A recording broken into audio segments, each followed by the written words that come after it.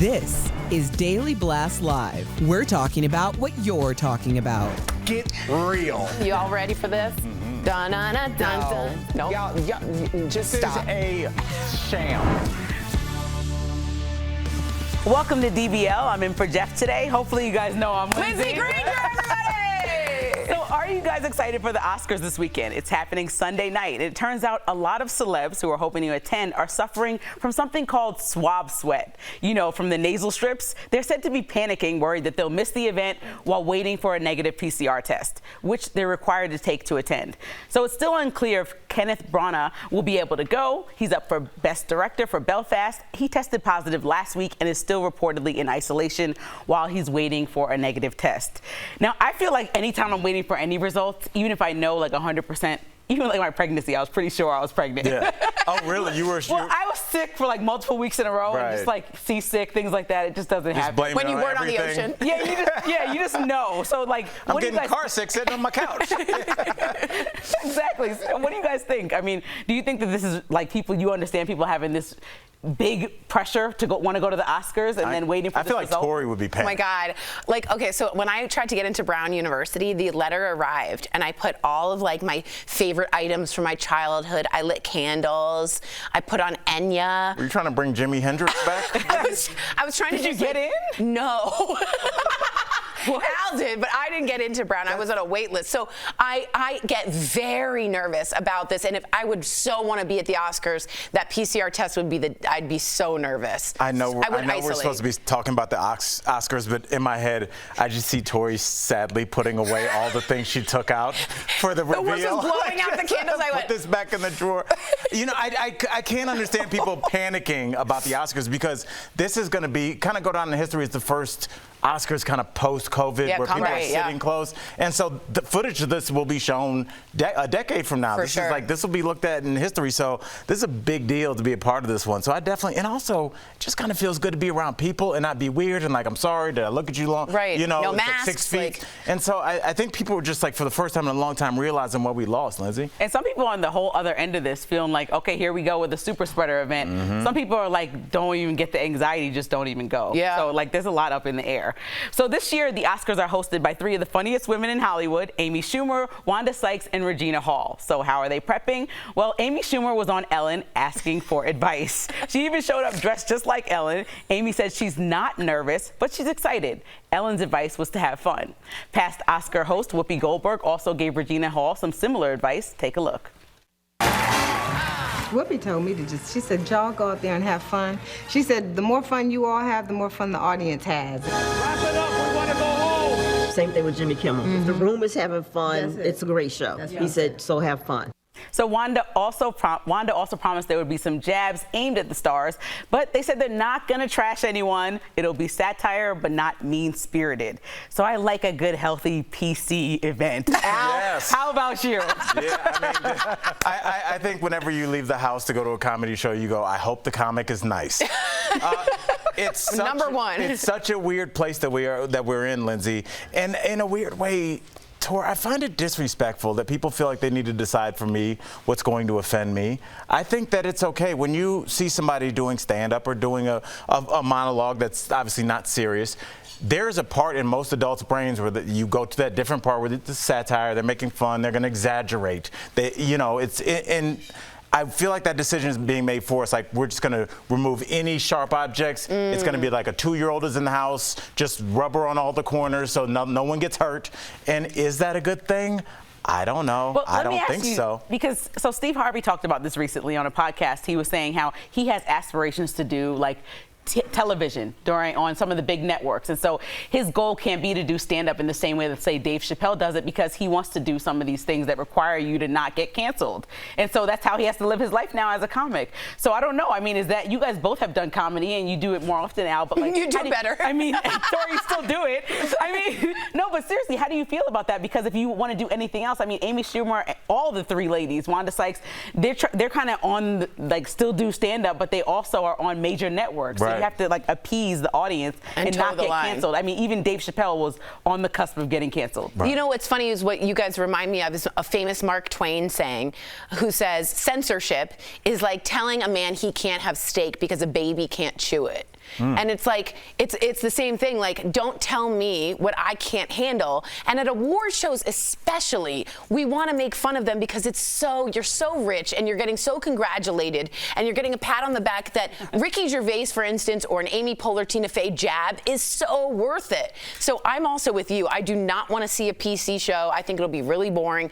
And I hope that they don't go that route. I really do. Yeah, there's a thing in stand-up, and I know we have to move on, but you know, they always say that, you know, to have a good set, yes, you want the audience to like you as a comic, but as a comic, you want to know that the audience also wants to know that you like them. Right. And it's a handshake. It's an unsaid thing. It's like a wink. And who were we watching earlier this week? The blonde female comedic actress, and she was doing a monologue the last award show, and she made the joke about who's the spy? Daniel Craig. Daniel Craig. Who's the blonde woman that made the joke? She's famous. She's an actress. Rebel Wilson. Rebel Wilson. Yes. Thank you, Karen. And I was getting to a point. What I'm trying to say there is the audience was groaning the entire monologue. And you can't do stand-up like that. You cannot have fun like that. Right. And if the audience is like, it's going to make it weird. So the audience has a responsibility as well. Sorry, that took 9 minutes. Yeah, let's get that out. Okay, after the Oscars, lots of stars head over to Governor's Ball. So what will they be eating? This year, Wolfgang Puck is teaming up with a Bronx-based culinary collective called Ghetto Gastro. The menu will include lobster pot pie. There's also a waffle with fried chicken and spicy sovereign syrup, whatever that is. And finally, for dessert, stars can snack on chocolate sea salt Oscar eclair. Yummy. Okay, so I'm happy that this ghetto food is sponsored by a black company and not, or created by a black company and not like some other company just saying, or even like, but I don't know, the name bothers me, but Al, it doesn't bother you. So well, the reason it doesn't bother me is because I looked up and found that they were a black-owned company because I did not care. Yeah, at first you're like, yo. But you know, then I said, I was going back and forth in terms of like with the name Ghetto. It's like, would we want them to change their name, but not like what the situations in which ghettos, air quotes, are created with redlining and things like that, things we're not going to talk about on an entertainment show. So I just always worry about us being way more worried about semantics than we are about the actual problem. And when you look at that picture, all I see is beauty. I see two groups of people at different points in their career, the beginning, the end, each being able to come together and collaborate on what looks to be amazing food. First of all, I interviewed Wolfgang Puck at the Governor's Ball, and I tried everything. His food is phenomenal, so I think it's going to be great. And I think it's so funny that this story relates to our first story. Because like Ghetto Gastro, when I first thought it, I was like, oh no.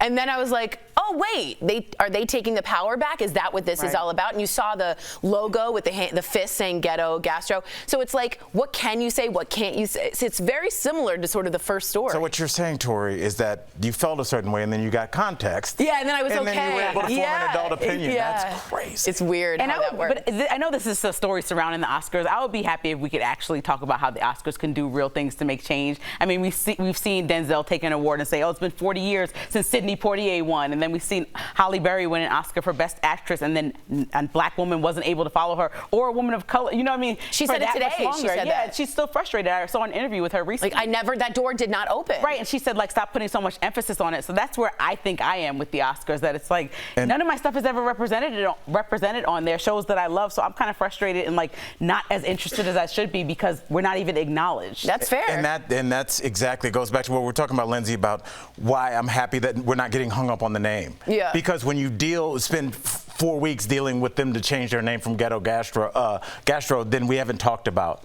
the real issues, in that people like you don't feel like the movies that you watch and the actresses and actors that you support are being highlighted. And that's a much more difficult conversation. Do you see this as a Band-Aid? Like, is this trying to be like a token? Like, here we have black food and black business instead of like we're actually honoring black artists. And I feel like they went around every way to try to support, even like make diversity committees do. But like, just look at the black artists that are doing a really good job and award them. Yeah. Like, it's just that simple. It'll be fine. I mean, I'm not on the Oscars committee for a reason. It's just that simple. Yeah. Just look at the artists. Okay, coming up on DBL, our interview with Blair from The Facts of Life, Lisa Whelchel. It's a reboot. Is a reboot? Whelchel. Let me get this together. It's a reboot in the works. Rebel Wilson. Yeah, for real. And Anthony Anderson hitches a ride with fans after getting stranded at Best Buy. Erica will explain in her weekly segment what Erica's watching.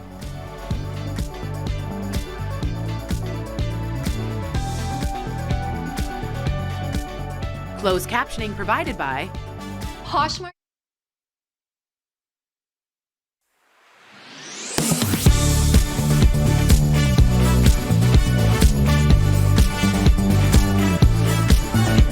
That's right. Do you guys know how Jeff says it? Okay. Holly Bari. It's so annoying when Jeff says it. You know, like Holly Bari. I feel like it's so irritating. Halle Berry. It's like Rihanna. Yeah. I feel like the black community decided that it was Halle and Rihanna. Yeah. That's what they're doing. Yes. And so, because everyone says it, like, right, and this will commit to it. Okay, so I apologize, Halle Berry and Rihanna. Theron. Yeah, right. I'm not. Staring. Yeah, exactly. You know what else it is? Ralph Lauren. He's a nebbishy Jewish guy from New York. It's Ralph Lauren. His last name is like Lipschitz. It's not. Well, don't go Ralph Lauren. Wait, is it Lauren? It's Ralph Lauren. That's his last name, but people go Ralph Lauren. It makes you feel better. It does. It's not that. It's not that. So those are a lot of those are different. But don't you? I find it like, and maybe I'm just being an idiot here, but when people like overpronounce things that are meant to be pronounced a certain way, I find it stupid when they pronounce them completely like wrong in like American way, and then I find it ridiculous when they say like Le Cordon Bleu. I don't know where to fall in between that to not sound like a clown. And I'll make a lot of fun of me.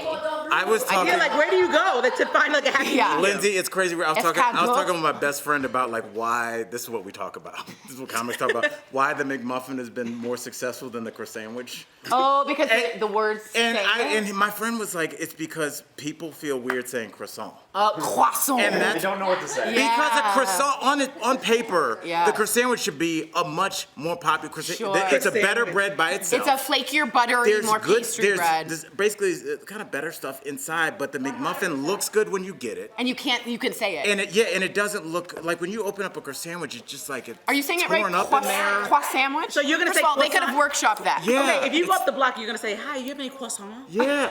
That's what you're gonna say to the lady up the block in Denver. What would you say? Croissant. Yeah. Well, you know what stinks is sometimes I want to say it in French to respect. Well, I'm not gonna say. It still comes out really, really annoying. Yeah. But I do in my mind. Poulet. As I'm saying. I'd love a croissant. For a second there, I'm thinking croissant, but I don't want to say that.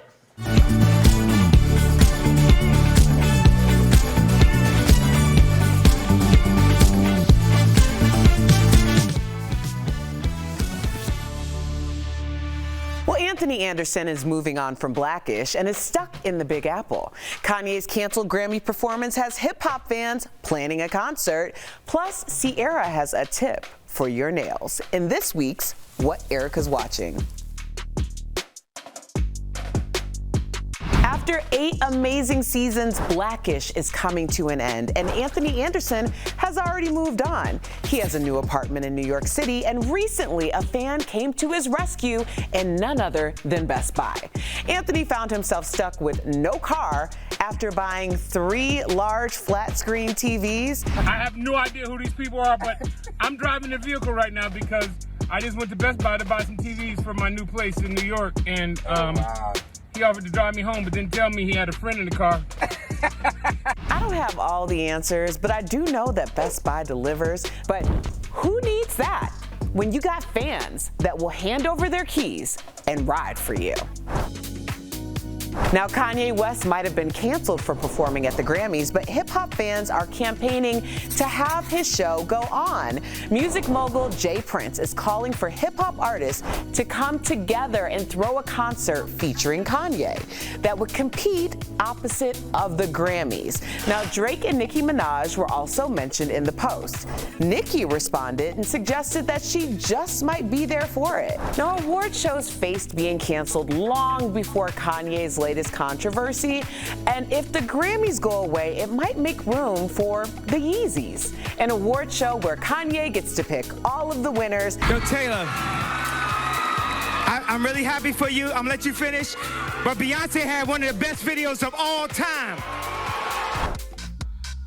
And finally, my girl Sierra had to school her man, Russell Wilson, with some Nail 101. Now, I'm a nailnista myself, as you can see, and here's the lesson for those of you who are new to nail glam. Whenever you see a nail tip of any kind sitting somewhere, don't throw it away. Just put it to the side. See? That is nasty. Just put it to the side. Yeah, because I need to glue that thing back on so I can survive. That's right, because my husband already knows that if he sees one of my nails laying around, do not, under any circumstances, throw it away. But if it belongs to someone else, I got some serious questions for you, mister. Share with me anything that catches your eye by using the hashtag DBLEricaWatch. We'll be right back.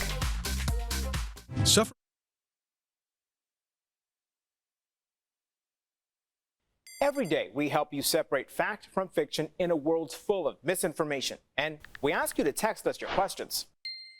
And like you, we get a lot of spam texts. So we're going to show you some ways to identify a scam text message. Our sources are cybersecurity firm Proofpoint, the Federal Trade Commission, the FBI, AT&T, and Amazon. We're going to focus on smishing scams since they make up the bulk of scam messages. Smishing is a combination of SMS for text and phishing. Cyber experts say scammers often try to impersonate well-known companies or the government. Take this example, claiming to be from California's Employment Development Department, or EDD. Here's the first warning sign. It comes from a random phone number that's not registering on caller ID. In this case, it's a Minnesota area code for a message about California. The message also has an urgent tone that tries to make you act without thinking. Third, there are punctuation problems, and the text capitalizes the wrong words.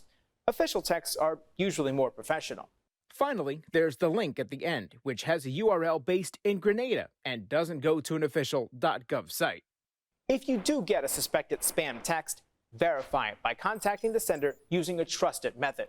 If it turns out to be a scam, the FTC says the best thing you can do is report it to your cell phone carrier. Never respond to the message or click on any links. This includes replying no or stop because the BBB warns it tells a scammer they have an active phone number. With your Verify, I'm Brandon Lewis.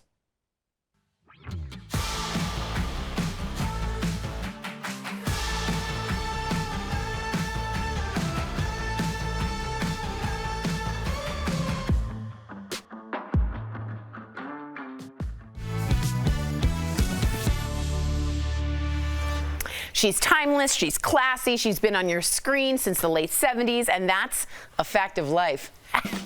Thank you. Our next guest dished all about facts of life and the new season of Collector's Call. Check out our interview with the iconic Lisa Whelchel. Welcome, Lisa. Hey. Thank you. Thank you. So we have to get straight into George Clooney. He joined Facts of Life, of course, a couple seasons in.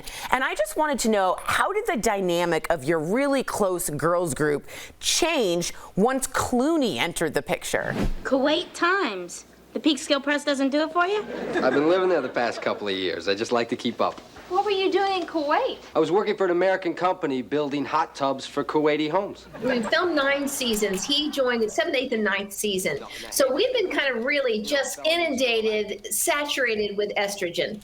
So to have a little dose of testosterone show up, and not just a little dose, but a pretty hefty dose of testosterone show up, was a wonderful addition. I agree. Did anyone have the biggest crush? If I would have been there, it would have been me. Was there someone who just like crushed hard on Clooney? He was cute back then, but he really has aged well. So I don't think, if I had known like how well he was going to age, I probably would have worn makeup to rehearsal a little bit more often. He's like cheese or wine. Yeah, I know what you mean. Yeah. Exactly. Bitcoin. Yeah, I mean, and honestly, that's a problem here on set. Obviously, you can see my hosts. People remain professional, but I'm a good-looking guy like Clooney. Oh my God. We don't even know what to do. They're just all keeping it inside, I'm sure.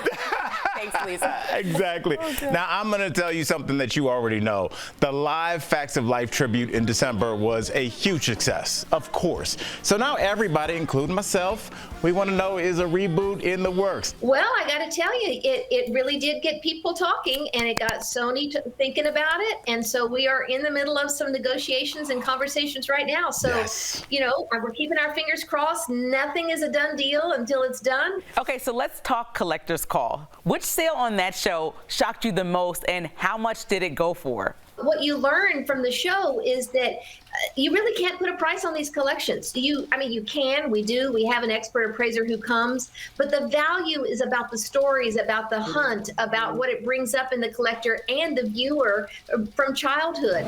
This is John Belushi's actual set chair that they used on the movie. Wow. The chair was given to one of John's security guys after the shoot. He in turn took it to auction, and then I bought it. I'm a collector of like nothing. My mom collects like beautiful blue glass and Kachina dolls, so I love watching all of these shows. Do you relate to the collectors on the show? Every single one of their collections has begun in childhood. It's something about holding on to a childhood feeling or a relationship or a memory.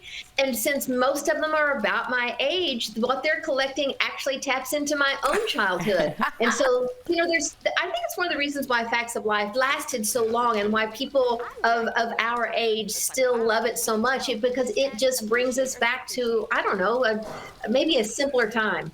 Absolutely. So are you more of a collector or a purger? Because I know my house is full of like tchotchkes and I want to purge them, but I think I have like a attachment to everything. So which one are you? Yeah, I need it out.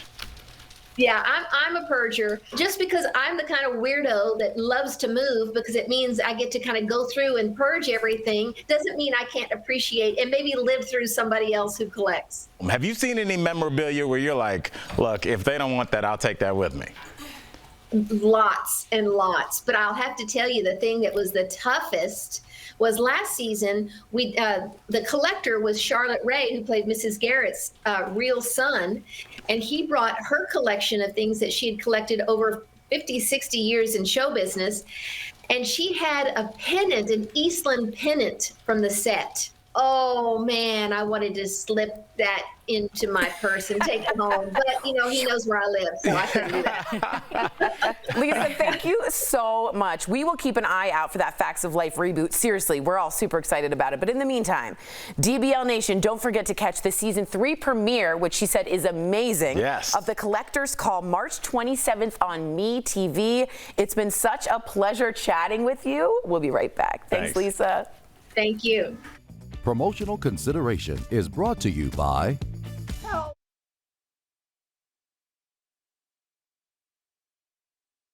American astronaut Mark Vande Hei is planning to come back to Earth on March 30th after spending nearly a year in space on the International Space Station.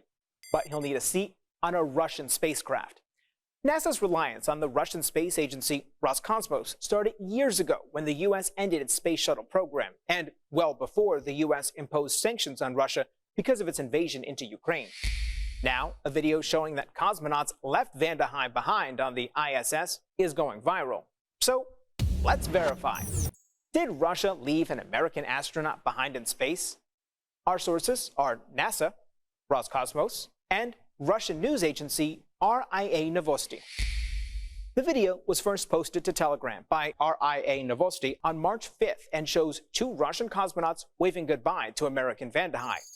The caption, in Russian, calls this video a joke. A week later, the head of Roscosmos called the suggestion that his agency would leave an American astronaut behind hysterical. NASA confirmed to verify both Russian and American astronauts are still on the ISS, and both nations are committed to their research. We are not getting any indications at a working level that our counterparts are not committed to ongoing operation of the International Space Station. So it's false that Russia left an American astronaut behind in space. Roscosmos will bring Vande Hei to its spaceport in Kazakhstan later this month, where NASA will meet him and fly him to Houston. With your Verify, I'm Brandon Lewis.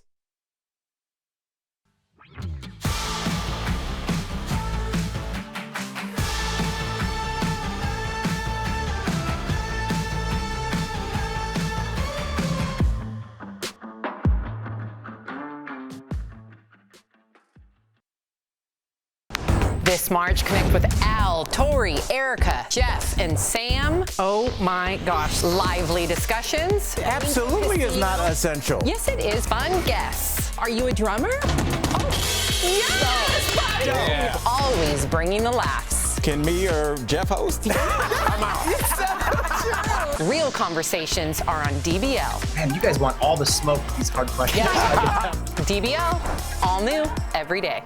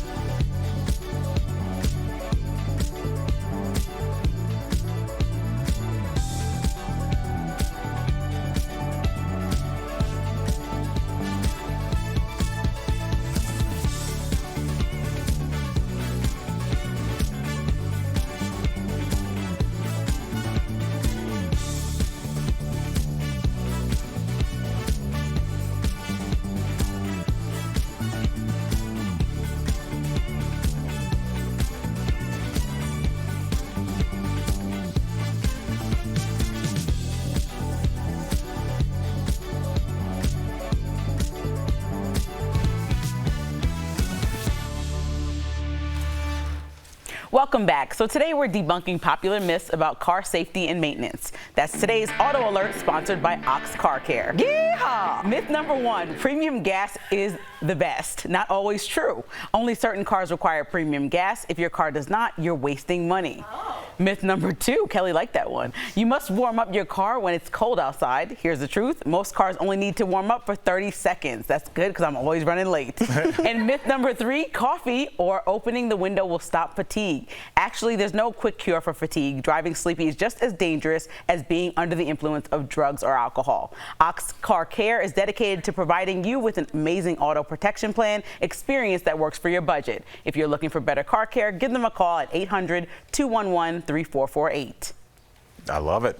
I didn't know those things, neither did Kelly. So, but before we go, do you guys remember some of these crazy looks from the past Oscars? So check out Gwyneth Paltrow. She divided the internet with her back-to-back Oscars dresses. Some said the pink dress looked like she was going to prom, and one thought the black one was too goth. I think she gave them best of both worlds. I love it. Or remember when Demi Moore wore biker shorts to the awards in 1989? And those came back. Kim Kardashian's all over it now. Yeah, recently. And probably the most iconic look ever was Bjork's 2001 swan dress. Yeah, that was a great dress. And I like when people take a chance when they go for it, when they do something. Remember, like the safety pin dress with Elizabeth Hurley? I like taking a chance. You know what's weird is I've listened to a lot of Bjork's music, never knew what she looked like. Is that right? Just to She's a cute little Icelandic. Just right this second, She's a little Icelandic girl. I like wonderful. Bjork's music, yeah. What would you wear to the Oscars? Something sparkly and maybe a little showy. Okay, Al, just a black suit? I think so. I like what Will Smith wears. I like it. He's got the big tie game going on. I like that. Okay, what about you, Liz? DBL, I don't know, sparkly number. Yeah. DBL is new every day. We'll be back Monday, same time, same place. And Jeff will be back to talk about his cool new movie. Yeah! Watch Jeff's movie tonight. I'm so excited. My mom and I are going to watch it together. We need to do a viewing party. Yeah, we do.